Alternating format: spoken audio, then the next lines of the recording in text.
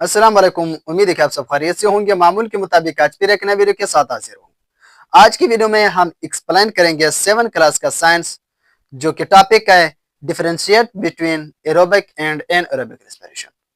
तो आज की वीडियो में हम एरोबिक और एनएरोबिक रेस्पिरेशन के दरमियान फर्क को बयान करेंगे। आप लोगों ने वीडियो को स्किप नहीं करनी, एंड तक देखनी है। आज की वीडियो में हम जो रेस्पिरेशन इशू को एक्सप्लेन करेंगे वो 7 क्लास के कोर्स के मुताबिक एक्सप्लेन करेंगे, मजीद डीपली इसको एक्सप्लेन नहीं करेंगे। तो एरोबिक एंड एनएरोबिक रेस्पिरेशन क्या है, इसको आज हमने एक्सप्लेन करना है।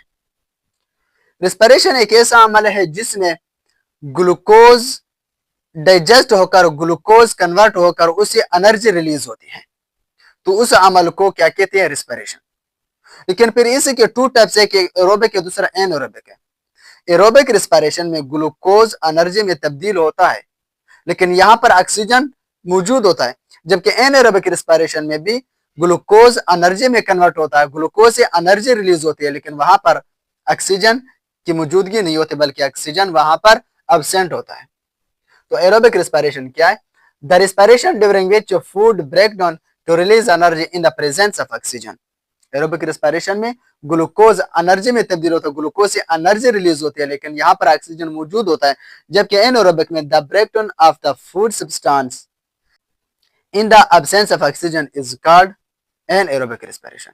यहाँ पर ऑक्सीजन गायब होता है, ऑक्सीजन प्रेजेंट नहीं होता, जबकि यहाँ पर ऑक्सीजन प्रेजेंट होता है। अब इसके अगर हम रिएक्शन को देखें, एरोबिक रेस्पिरेशन में ग्लूकोज और ऑक्सीजन आपस में रिएक्ट करके आगे जो प्रोडक्ट बनते हैं वो carbon dioxide, water and ATP energy bond. ये एरोबिक रेस्पिरेशन की रिएक्शन है। जबकि एनएरोबिक रेस्पिरेशन है, अगर हम देखें यहाँ पर भी ग्लूकोज कन्वर्ट हो रहा है एनर्जी में, ग्लूकोज से एनर्जी रिलीज हो रही है, लेकिन यहाँ पर ऑक्सीजन मौजूद नहीं है, यहाँ पर ऑक्सीजन एब्सेंट है। तो फर्स्ट रिएक्शन में glucose ethanol carbon dioxide and energy में कन्वर्ट हुआ, और सेकंड रिएक्शन में ग्लूकोज से लैक्टिक एसिड एनर्जी प्रोड्यूस होती है। तो ये ऊपर वाला जो रिएक्शन है ये यीस्ट में, जबकि निचला रिएक्शन जिसमें लैक्टिक एसिड प्रोड्यूस होते हैं ये मसल में होते हैं। और पॉइंट नंबर 2 है large amount of energy release. Aerobic respiration में जब एनर्जी रिलीज होती है ये बहुत हाई क्वांटिटी में होती है, जबकि एनएरोबिक रेस्पिरेशन में क्या होता है? Small amount of energy release. Anaerobic respiration में एनर्जी की कम मिकदार रिलीज होती है बनिस्बत एरोबिक रेस्पिरेशन के।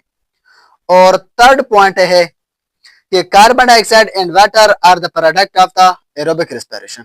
एरोबिक रेस्पिरेशन में ये आपस में रिएक्ट करते हैं, ग्लूकोज एंड ऑक्सीजन आपस में रिएक्ट करती है, तो इससे प्रोडक्ट जो बनती है वो carbon dioxide, water and energy है।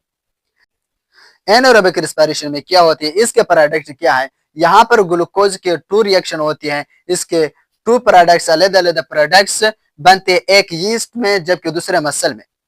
जो मसल में इसके प्रोडक्ट बनते हैं वो है lactic acid produce in muscle. ये निचले रिएक्शन में ग्लूकोज से आगे जो प्रोडक्ट बनते हैं वो लैक्टिक एसिड है, ये रिएक्शन मसल में होता है। जबकि यीस्ट में क्या होता है? ग्लूकोज से आगे ethanol and carbon dioxide release होती है, ये रिएक्शन यीस्ट में। तो आज की वीडियो में हमने एरोबिक एंड एरोबिक रेस्पिरेशन को एक्सप्लेन किया according to course of class 7। उम्मीद है कि आप लोगों को वीडियो पसंद है। अगर आप लोगों ने अभी तक चैनल को सब्सक्राइब नहीं किया तो प्लीज सब्सक्राइब करें और बेल आइकन के बटन को भी प्रेस करें। अपना ख्याल रखिए, दुआ में याद रखना। अगली वीडियो में फिर मुलाकात होगी, तब तक खुदा हाफिज।